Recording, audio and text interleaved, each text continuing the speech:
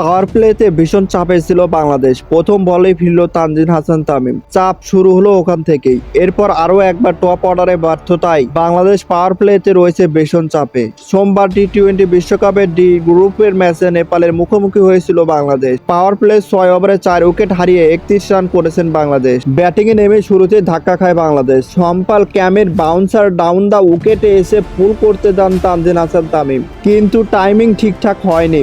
বলারের কাছে ক্যাচ দেন তিনি। প্রথম ওভার থেকে আসে সেভ 3 রান। দ্বিতীয় ওভারে উইকেট হারায় বাংলাদেশ। এবার বোল্ড আউট হয়ে যায় অধিনায়ক নাজমুল হাসান শান্ত। দীপান্ত সিং এর বলে আউট হওয়ার আগে 5 বলে 4 রান করেন তিনি। মাঝে 2 ওভার বাদ দিয়ে আবার উইকেট এনে দেন সম্পাল। নিজের তৃতীয় ওভারে এসে লিটন দাসকে ফেরান তিনি। তার বলে পুল করতে গিয়ে আসিফ শখের হাতে ক্যাচ দেন লিটন। 12 বলে 10 রান করে হাজ ঘরে ফিরলেন তিনি। পাওয়ার প্লের আগেই তাহিদ হৃদয়কে হারিয়ে ফেলে বাংলাদেশ। রোহিত পোলার্ডকে সুইপ করতে গেলে বল বাতাসে ভেসে যায়। হৃদয়কে দুর্দান্ত এক ক্যাচ নেন সন্দীপ ল্যামিসেনে।